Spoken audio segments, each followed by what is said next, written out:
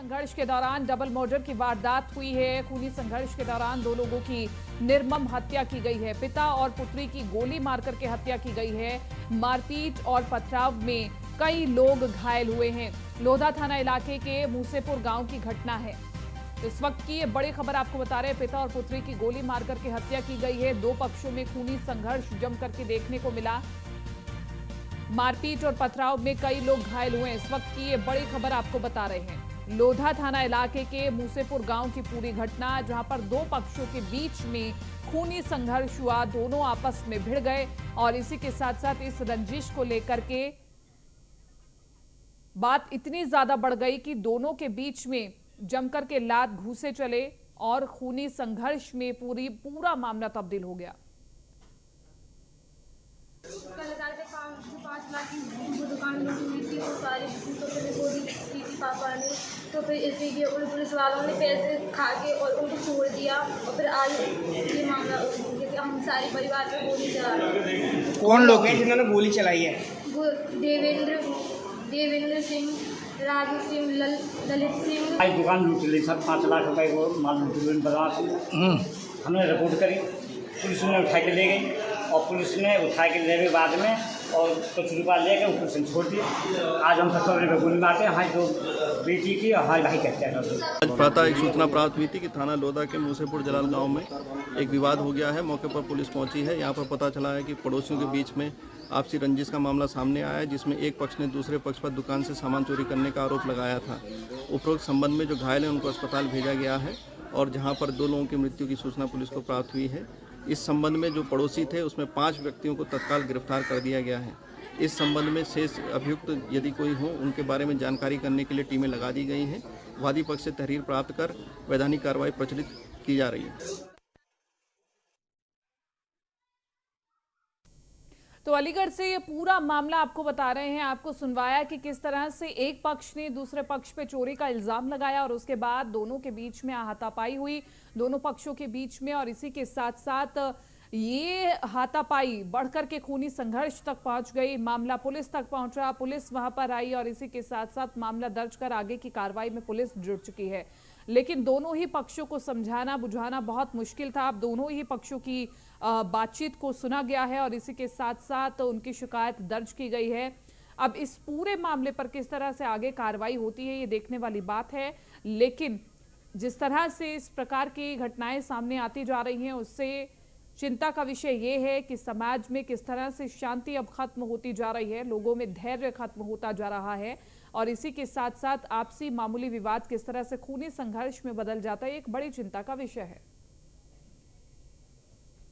अलीगढ़ से पूरी खबर आपको बता रहे हैं और इसी के साथ साथ इस पर ज्यादा जानकारी के साथ हमारे साथ योगेंद्र सिंह ज्यादा जानकारी के साथ संवाददाता बने हुए। योगेंद्र, पूरा मामला कैसे बढ़ जाता है? जब हाथापाई होती है तो खूनी संघर्ष तक ये पूरा मामला पहुंच जाता है। अभी आप कहां पर मौजूद है और वहां पर जो लोग मौजूद है वो क्या कुछ कह रहे हैं, बताएं। देखिए, इस वक्त हम मौजूद हैं जिनकी बेटी की राधा की हत्या हुई है।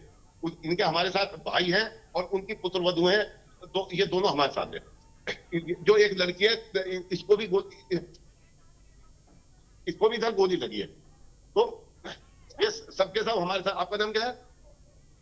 कि क्या हुआ था कि कल यहाँ पर एक दुकान में कुलमन लगा के चोरी हुई। उसमें चोरी के बाद इन्होंने FIR लिखवाई। आप बताइए, आप घटना वाले देख के और जब इन्हें लूट मार कर ली तो पुलिस मिलके पुलिस ने छोड़ दी और फिर रात को धमकी गोली मार दी। पहले सभी गोली चला दी। नहीं, कल क्या हुआ था? कल हमारे घर में दे दो, हमारे घर में हमने रिपोर्ट करी तो पुलिस ने छोड़ दे और फिर सामने आए के धमकी दे पालक नहीं तो पुलिस पकड़ के लेगी जो उनको छोड़ रहे हैं। पुलिस पकड़ के लेगी थाने में, फिर रात को ही छोड़ देते। 1 घंटा बाद फिर क्या हुआ? फिर धमकी आगे दी तो सभी रात गोली मार तब दिन में मार। तो उसके बाद फिर गोली कैसे चली? गोली ऐसे हम निकल रहे घर से निकल रहे हैं अपने पैर से गोली पड़ता है पहले एक यहाँ मारते एक ऊपर जाएगा मारते। अब हमारे साथ उनकी पुत्र थे। आप बताइए क्या घटनाक्रम हुआ था? हमारे घर में परसों फंक्शन था। हाँ। फंक्शन था तो हमारे घर में हो रहा था प्रोग्राम। तो ये लोग सब लोग आना जाना था तो हमें शक भी हो रहा था। हाँ। तो इन्होंने मेरी दुकान बाहर रहेगी हाँ। तो इन्होंने दुकान कटवा के सारी लुटवा दी। हाँ। जब सुबह जाकर दुकान खोली तो दुकान में कोई तब हमने रिपोर्ट करी, पुलिस वाले आए, उन्हें लेके गए। ले जाने के बाद 1 घंटा नहीं रखा है जब तक पुलिस वालों ने पैसे लेके इन्हें छोड़ दिया है। और पुलिस वालों से मिलके इन्होंने सुबह हमारे कोई दुकान पे जा रहा है, कोई खेत पे अपने काम से जैसे जो मिलता जा रहा है उसमें गोली मारते रहे। मैं सास में ननद को, हमारे ससुर को खाली जान से मार दिया। उनकी जो चीज बीज पहन रखी थी हमारे बराए पर मार के चीज रह गई। और कहा था मेरी ननद अपनी ससुराल जान निकाली तो उनने भी सारी चीज पहन रखी थी, सारी चीज निकाल ली है। उतार लिया हरी ने। या आप कौन है उनकी? इधर ये हमारे, आपका नाम क्या है? तो आप कौन है उनकी जो मेरे मृतक है? आप चाचा। आप बताइए, इनके भी ये जो महिला इनके भी गर्दन पे गोली लगी है। आप बताइए क्या घटना हुई थी? चाचा ये बचा ले गए, हम गोली बचाने में भी लग गई। आपके भी लग गई? अच्छा। बहने बचा लो तो गिराए गए। नहीं तो जब सुबह वो मारने की नियत से आए थे या झगड़ा हुआ था कुछ? योगेंद्र, लेकिन इसी के साथ साथ एक बड़ा आरोप इन परिवार वालों की ओर से ये लगाया जा रहा है कि पुलिस की मिलीभगत से ये सब कुछ हुआ है। यानी कि पुलिस को पहले इनकी ओर से शिकायत की गई, लेकिन पुलिस की मिलीभगत की वजह से उन लोगों के हौसले बढ़े और इसके बाद ये पूरा मामला खूनी संघर्ष में बदल जाता है। इसी के साथ साथ जो लोग जिन्हें गिरफ्तार किया गया है, आखिरकार कैसे उन्होंने पूरी प्लानिंग बनाई और क्या इन आरोपों में कितनी सच्चाई है कि क्या पुलिस के साथ मिलीभगत थी उन लोगों की? ये आपको मैं इसमें एक चीज और बता दूं, जो इन्होंने अभी मुझे बताया, जो इनके भाई हैं, ये जो बुद्धपाल है जिसने यहाँ पर गोली चलाई है, इसने करीब 12 साल पहले 15 साल पहले गभाना पेट्रोल पंप पर एक विवाद हो जाने के दौरान गभाना के एसओ की भी गोली मारकर हत्या कर दी थी। अब इतने खतरनाक अपराधी को बेशक से कोर्ट ने छोड़ दिया हो, लेकिन उसके ऊपर पुलिस जो थी, पुलिस को तो नजर रखनी चाहिए थी। बिल्कुल।